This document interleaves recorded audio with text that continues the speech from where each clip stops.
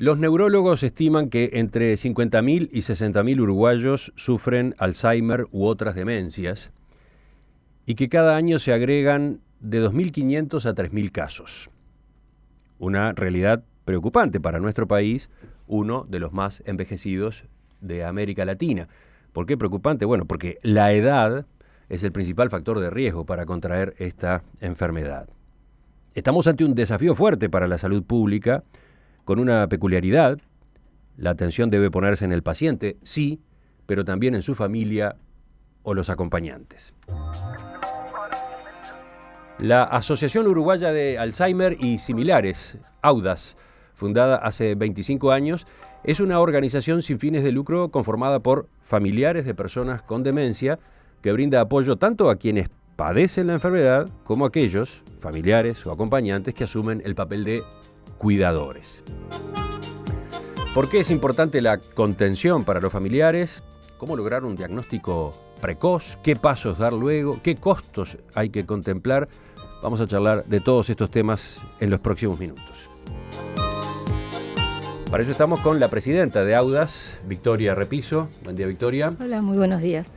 Y con el doctor Roberto Ventura, neurólogo y psiquiatra especialista en demencia. ¿Qué tal, Roberto? ¿Qué tal? Gracias por la invitación. Empezamos con la definición. ¿Qué es el Alzheimer? ¿Podemos explicar qué es? ¿Cómo se diferencia de otras demencias? Bueno, la enfermedad de Alzheimer, como bien dice, no es una gradación de deterioro, es una enfermedad del sistema nervioso central que es degenerativa, con un condicionamiento genético que es crónica, progresiva e irreversible.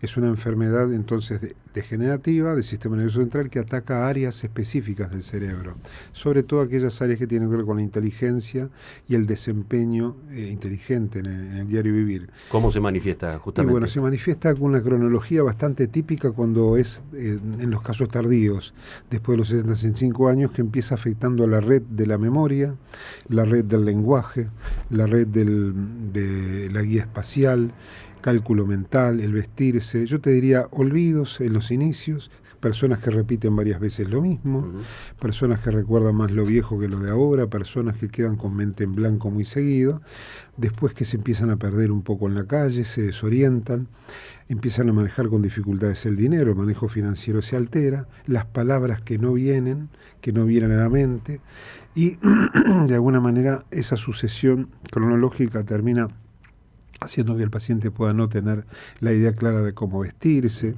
no reconoce familiares. Acompañando a toda esta debacle intelectual, hay una serie de síntomas comportamentales también, donde puede haber o no depresión, trastornos de estado de ánimo por una conciencia de enfermedad, y después cuando el paciente ya no entra en la nosognosia, que no es consciente de la enfermedad, termina este tema emocional para empezar con desajustes comportamentales más severos, como es conductas de desinhibición, obedecer a la fase instintiva de un ser humano, como no poner límites y frenos a comentarios y acciones, delirios, alucinaciones.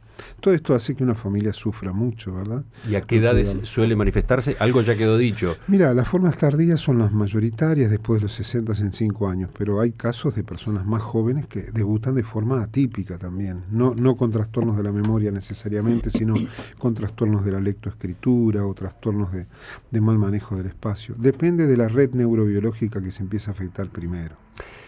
¿Es una enfermedad prevenible?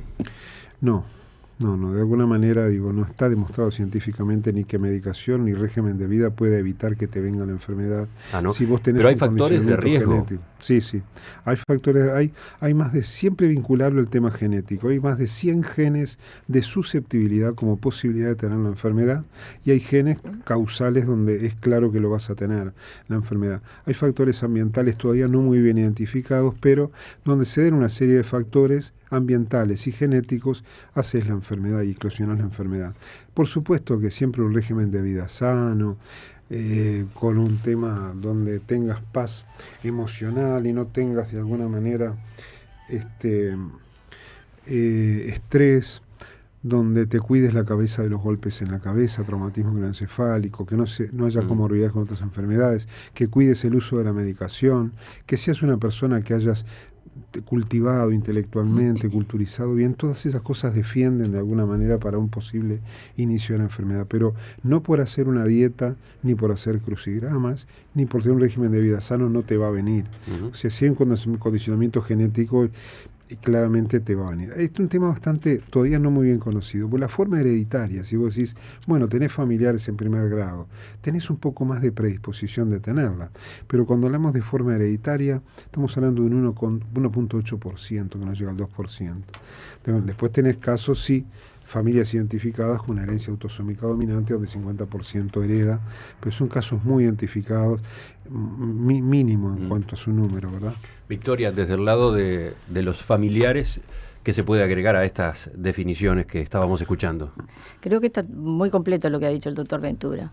Sin embargo, hay que señalar que Uruguay todavía no tiene establecido dentro de los planes de salud del Ministerio, por supuesto, la contención, sobre todo de las familias, y tampoco un diagnóstico que hay que hacer en forma rápida, cuando se presentan los primeros síntomas, como decía el doctor. Eso todavía no está bien definido dentro del Ministerio de Salud Pública, y es esencial que así sea, ¿verdad? Después las redes sociales también, que contribuyen al mejoramiento de la calidad de vida de la persona con demencia. Ya vamos a hablar un poco más a fondo de esto, pero el impacto en la familia es muy fuerte, ¿no? Es devastador. Tanto desde el punto de vista emotivo, así es, como desde el tiempo y el trabajo que lleva totalmente alguien con Alzheimer en una casa. Sí, sí, sí. Y hasta diría, probablemente también el costo, ¿no? Los gastos. Sí, claro que sí, claro, porque, a ver, la familia es la primera cuidadora.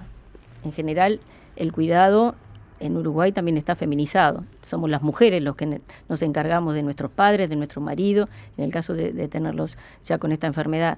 Así que nos pasa un costo bastante importante dentro de la familia, y eso también hay que decirlo para que lo conozca todo Uruguay, porque a cualquiera nos puede venir esa enfermedad en más o menos un tiempo prudencial, pero bueno, cuando ya entramos en la tercera edad, como decía el doctor, es la parte fundamental de más cuidado, por así decirlo. Entonces esto nos crea todo un panorama familiar bastante difícil de superar en Uruguay. No somos sensibles hacia esta enfermedad. En el caso tuyo en particular, ¿cuál fue tu vínculo con el Alzheimer? Claro, empezó con mi mamá. Mamá empezó con Alzheimer a la edad de 70 años y duró 18 años con la enfermedad. Siempre fue muy sana mi madre.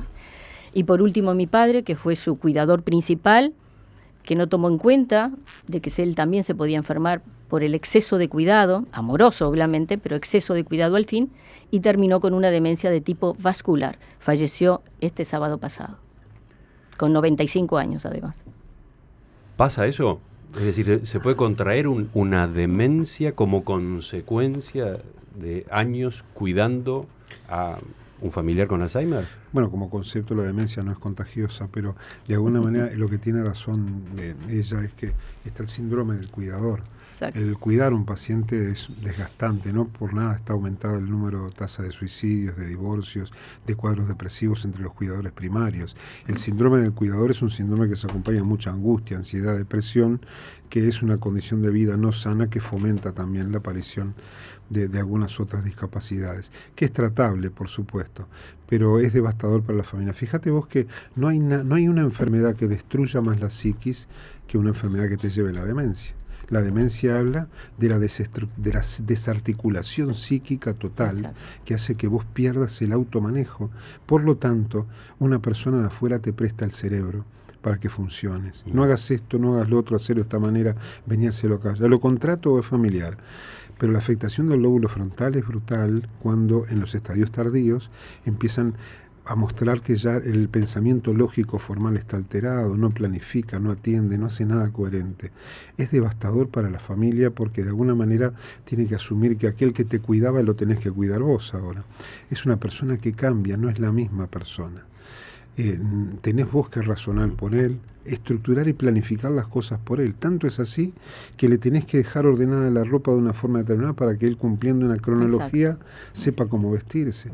Y aunque te parezca mentira y te puede sacudir, en algunos ámbitos esto no es considerado una discapacidad. Entonces digo, es fuerte.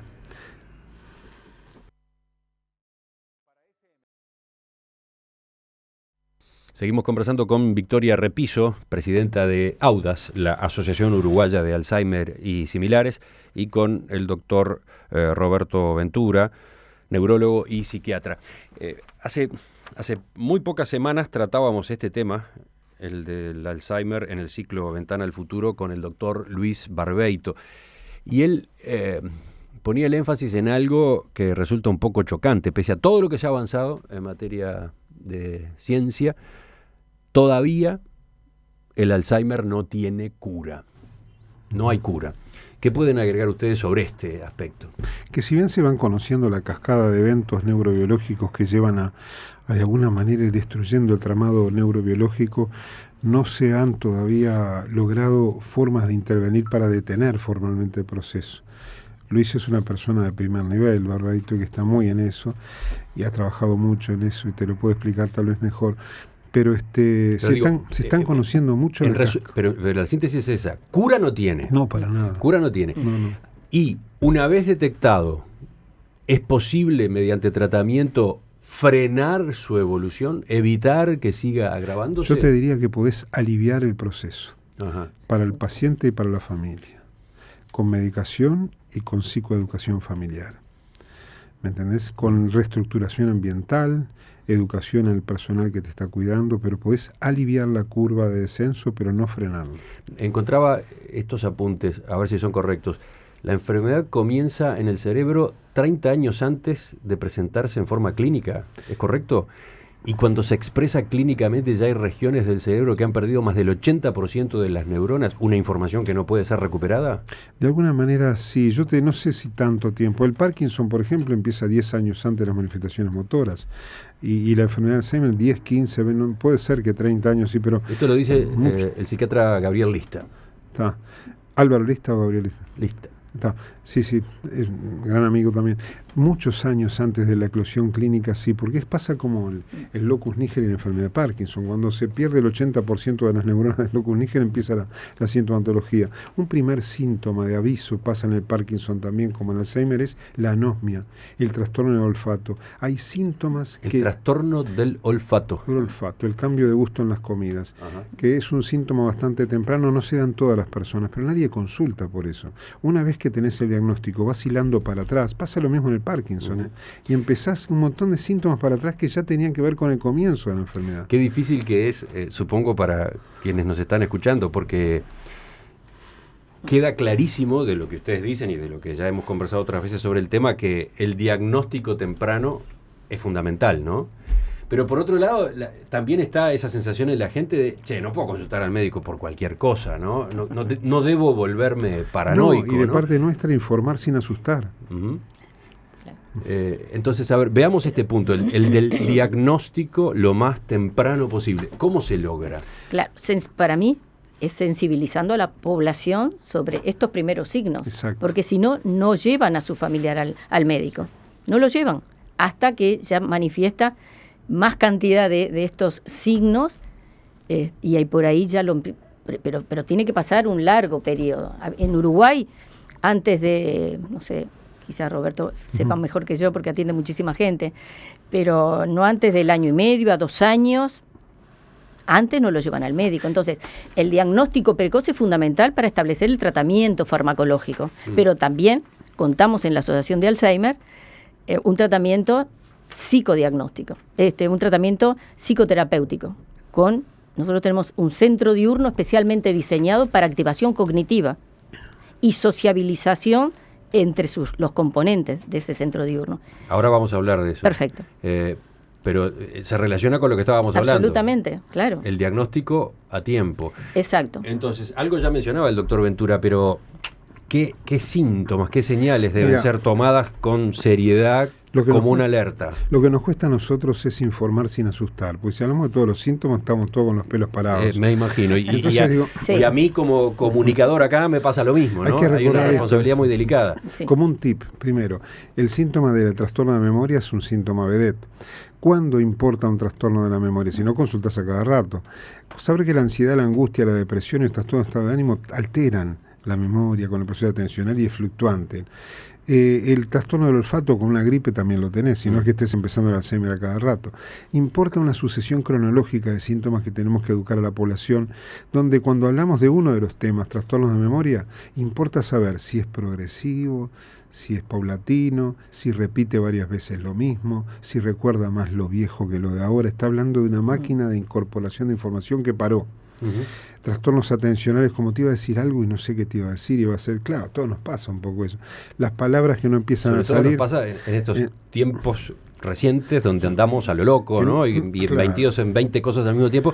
Eso de empezar una conversación e interrumpir y a dónde iba, eso pasa. Ahora, entonces, ¿cómo ubicar a una situación como esa como señal eventual de Alzheimer y no como una de todos los días? Voy a esto, lo que importa es el combo de alguna manera, porque cada síntoma aislado, un poco tenemos todos algunas cosas de esas. Entonces, cuando tenés trastornos de memoria con esas características, más que las palabras no te salen, o que te desorientás un poco en la calle, ya es bastante.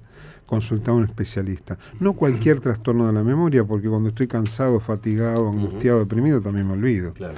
Entonces digo, hay que saber diferenciar cuándo ese combo importa, si es progresivo, y se puede hacer un diagnóstico bastante precoz, con estudios neuropsicológicos, aproximaciones clínicas y estudios paraclínicos. Victoria. Perfecto, sí, coincido perfectamente.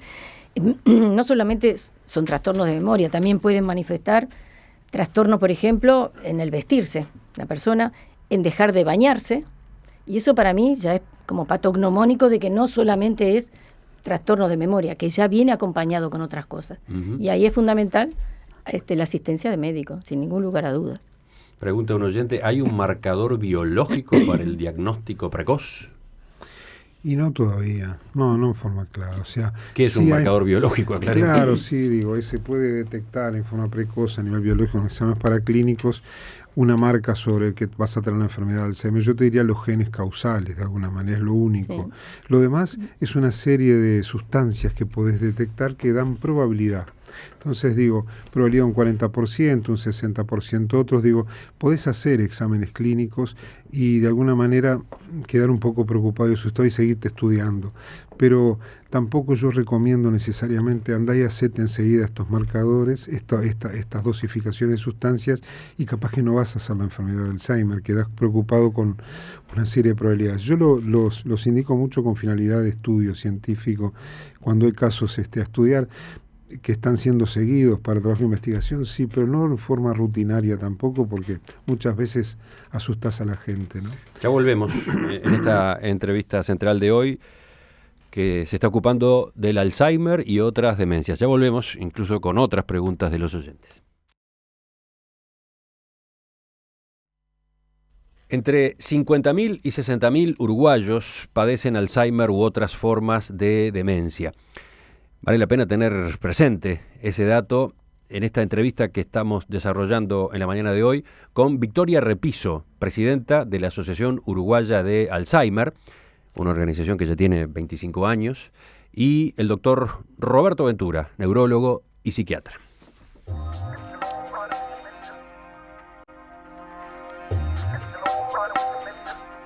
Como les mencionaba, hay muchas preguntas de los oyentes, muchas. A ver, vamos a ordenar y pasar algunas, por lo menos. María quiere saber, ¿el Alzheimer es más común en la mujer? Sí, es más común en la mujer. Está también feminizada esta enfermedad, sí. Otro oyente, ¿tienen estos pacientes momentos de conciencia que les permitan comprender estados anímicos de sus cuidadores? Qué linda pregunta. Mira, al inicio es consciente de lo que le está pasando y por eso se angustia muchas veces. Después ya no es consciente porque entra en un estado llamado anosognosia. Ya no me doy cuenta que estoy enfermo. Entonces me traen doctor y no sé a qué me traen si yo ando bárbaro. Yo voy a hacer todo a mi casa, salgo a hacer lo mandado, es todo mentira. Lo que sí es cierto que en el cuidado vos tenés que hablarles, referirte a ellos, y a veces no te comprenden verbalmente, pero sí gestualmente, es lo último que se pierde. La lectura de tu emoción se conserva, por eso tenés que sonreír, tactar la mano, buen ambiente, porque a veces se olvida de un episodio, una discusión delante de él, se olvidan que discutieron pero quedó mal. Victoria, hay una memoria. Sí, es así, absolutamente. En el cuidado hay que hacerlo con mucho corazón. El cuidado, si no es con amor, no es cuidado. Y eso lo tenemos que tener bien internalizado cada uno de los uruguayos. A propósito del diagnóstico y sobre todo del diagnóstico lo más temprano posible y teniendo en cuenta algunas preguntas que ya hicimos, incluso de la audiencia, ¿cómo juega en esa materia la tecnología que desarrolló ya desde hace años, cuando aún vivía en Uppsala, el doctor Henry Engler? La tecnología en base a los estudios PET, que ahora están disponibles directamente en Montevideo.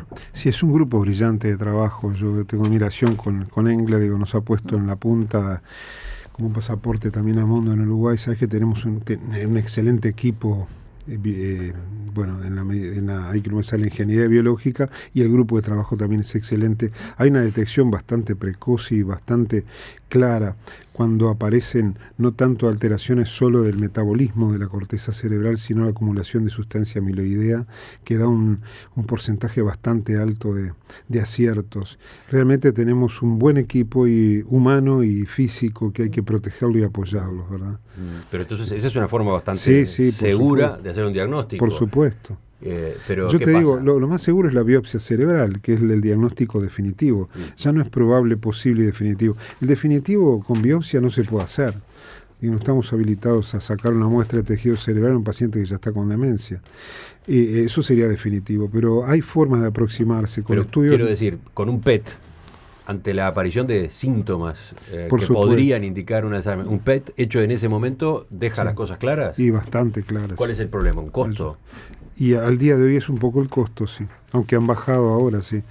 Pero el costo puede ser una limitante.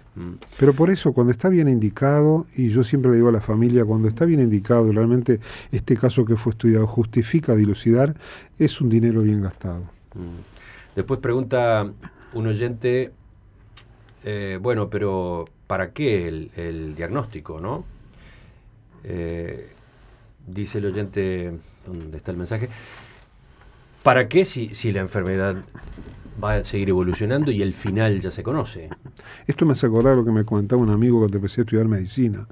Te veo tan así metido con el examen. ¿Para qué vas a estudiar tanto si después te vas a morir? Bueno, lo importante es que esta enfermedad no tiene cura, pero podemos mejorar la calidad de vida de todos, del paciente y de la familia, con un diagnóstico precoz, con información a la familia y con medicación dada al paciente. Preparar a los cuidadores. Se logra, aunque te parezca mentira, lograr un bienestar en todos. Vayamos a lo que hace la asociación, justamente, ¿para qué se creó? Claro, exactamente para apoyar a las familias, también a la persona con demencia, pero fundamentalmente a la familia, que es lo que hacemos en la Asociación Uruguaya de Alzheimer. Y es importante. ¿De qué manera? Ejemplos. Bueno, por ejemplo, bien, tenemos un centro diurno especialmente diseñado para atender a personas con demencia, desde el punto de vista cognitivo. Algunas familias me dicen, bueno, danos los ejercicios que ellos hacen acá diariamente y yo lo hago con mi papá, con mi mamá, y no es lo mismo.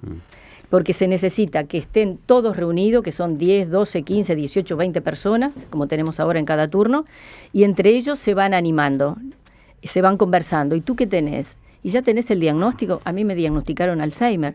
Yo tengo una demencia de tipo vascular o frontotemporal. Es decir, ellos saben lo que tienen y eso marca la diferencia. Marca la diferencia porque están en los primeros estadios de la enfermedad. ¿Y los ejercicios para qué son? Los ejercicios, claro, son. Nosotros tenemos una geriatra, que es la doctora Felicia Orr, que es la que se encarga del centro diurno y realmente manda ejercicios durante una hora en la mañana, ejercicios de matemáticas, por así decirlo, para que ellos resuelvan, que realmente lo resuelven mejor de lo que uno pensaba, y eso está muy bueno. Y después tienen un licenciado que va uno por día, por así decirlo, a cada turno.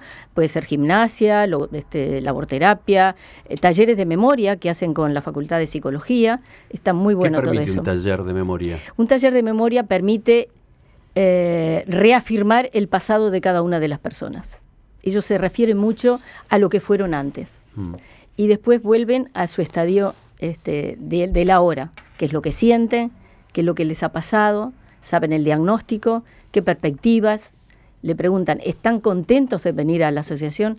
Y realmente se les ve contento y ellos además lo reafirman. Yo vengo todos los días porque estoy feliz de estar con personas que tienen la misma enfermedad que yo tengo. Y eso es maravilloso, que en nuestro país eso sería como un estigma, ¿no? Y realmente los uruguayos estamos muy estigmatizados con esta enfermedad.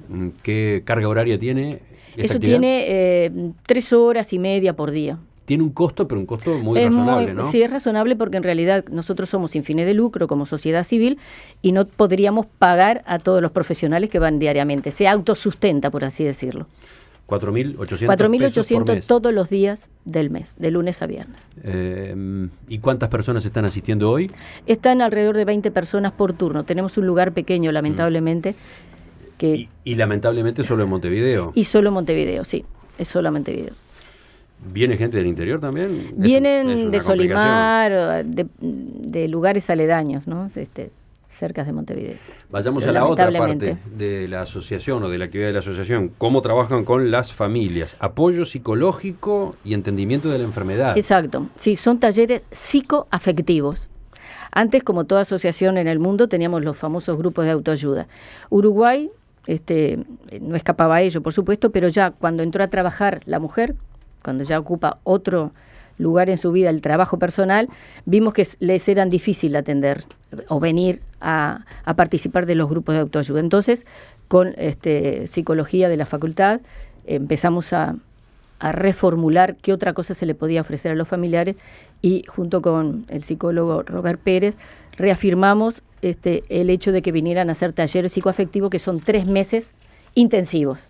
2 veces al mes, talleres muy intensivos, que son unas 15 familias que se reúnen para tratar toda la parte psicoafectiva de la enfermedad, que es lo que más le choca al familiar. No entienden la enfermedad.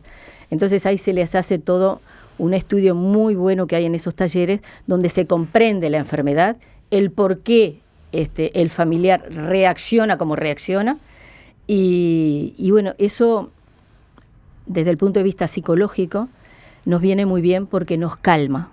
Sabemos que hay un porqué actuar así y cuál debe ser nuestra reacción como familiar y como ser querido, ¿me entiendes? Como para no rechazarlo.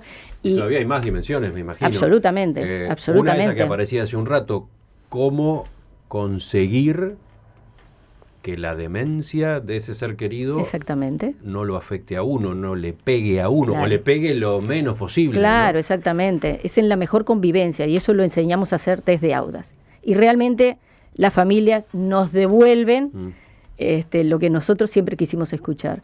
Hoy podemos vivir bien con la demencia y eso... Pero sabes, gracias a que el arma más poderosa que contamos es la información bien absolutamente dada, a tiempo, precoz, pero información responsable. Sí. También supongo hay mucho de práctica, ¿no? Cómo ser cuidador de un familiar con Alzheimer. Por supuesto, nosotros hacemos talleres al respecto para personas, para familias que tienen una persona con demencia en casa, por supuesto, ¿no? ¿Cuál es el costo de tener un paciente con demencia en la familia? ¿Hay una estimación? Hay una estimación que sí, que se ha hecho, está como en $8.000 anuales por familia, aprox. Es duro para las familias, desde el punto de vista económico es duro, porque la medicación sale cara. Cierto es que, bueno, Roberto, tú sabes mejor que yo eso, ¿no? Hay medicamentos que son bien asequibles, los de última generación ya no tanto. Algunas asociaciones médicas se lo dan a las personas, pero en realidad la mayoría los tiene que comprar, ¿verdad? La última generación. Muchas veces sí. El precio que pone la industria a veces es elevado. Claro.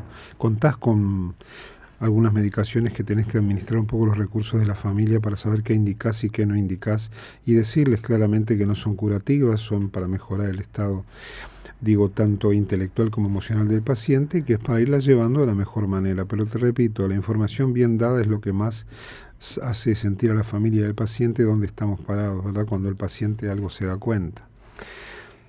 Audas, la Asociación Uruguaya de Alzheimer y similares, impulsa la creación de un plan nacional de demencias. Exacto. Que en realidad ya ha sido redactado. Ya fue redactado, sí. Y ya lo hemos entregado a varias personalidades del gobierno, obviamente, ¿no? Hasta el doctor Vázquez también.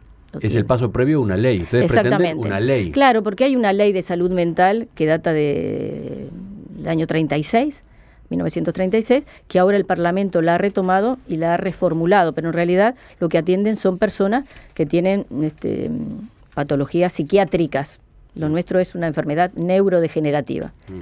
Entonces, ¿qué es lo que se procura con una ley? Con una ley, claro, es tener primero la cantidad Exacta. A ver, nosotros carecemos de estudios epidemiológicos en el país, que eso daría una tónica de realmente si estamos entre los 50 y los 60.000 personas que hablábamos hace un rato. Eso sería excelente. Y dentro de ese plan, trabajar también con las familias, cuáles son las necesidades, etcétera, etcétera. Es un plan multidimensional, por así decirlo, ¿no? Tiene muchísimas aristas. Tendríamos que tener más centros diurnos de activación cognitiva, que hoy únicamente existe el de la Asociación Uruguaya de Alzheimer, y eso está todo dentro del plan. Ya te digo, hemos ido a Salmides, vamos a ir ahora a la Intendencia, hemos ido a la Secretaría del doctor Vázquez, en fin, Almides. ¿Cómo entra el Sistema Nacional de Cuidados en este cuadro? Y tendríamos que estar ingresados en él también, ¿no? Que por el momento no lo estamos. Está la discapacidad, contenida la discapacidad. Pero hay mucha discapacidad en Uruguay, diferentes discapacidades. Pero la mental nos dijeron de que sí, que la iban a considerar como para ingresarla, porque no está definida como tal en el sistema. Acá hay un tema histórico que te lo menciono así como puntita, pero para discutirlo.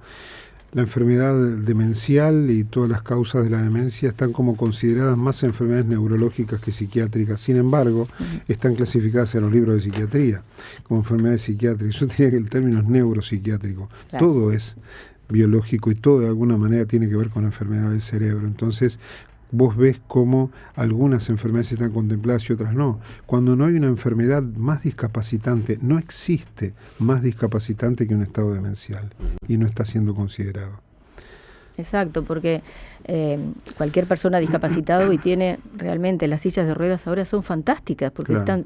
Son eléctricas y permite el acceso a casi todos los lugares de Montevideo. Sin embargo, la persona con demencia, su cerebro ya no le permite llegar a ningún lado. Y esa es una discapacidad gravísima para Uruguay. En perspectiva, da que hablar. Doctor Roberto Ventura, psiquiatra, neuropsicólogo, neurólogo. Victoria Repiso, médica veterinaria en su caso, sí. pero no está aquí por no, esa por profesión, que no. sino por su experiencia familiar, claro. A partir de la cual hoy es presidenta Exacto. de AUDAS, la Asociación Uruguaya de Alzheimer y similares. Les agradezco que nos hayan acompañado esta mañana, volcando toda esta información, acercando a la audiencia elementos para plantarse mejor frente a este gigantesco desafío. Supongo que lo mejor es redondear esta conversación con los datos sobre cómo comunicarse con AUDAS, ¿no? Exacto, sí, cómo no.